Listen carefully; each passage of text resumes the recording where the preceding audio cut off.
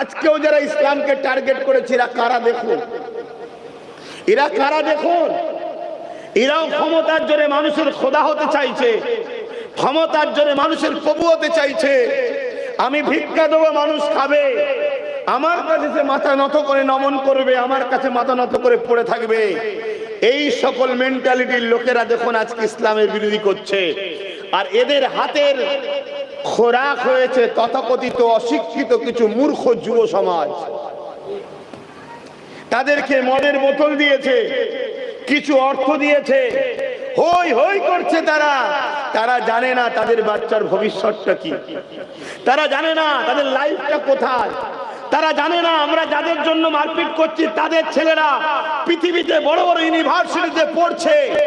আমরা যাদের জন্য লড়াই করছি তাদের বেটিরা মুসলিম ছেলেদেরকে জামাই করছে। জানেন তো নাকি? জানে না।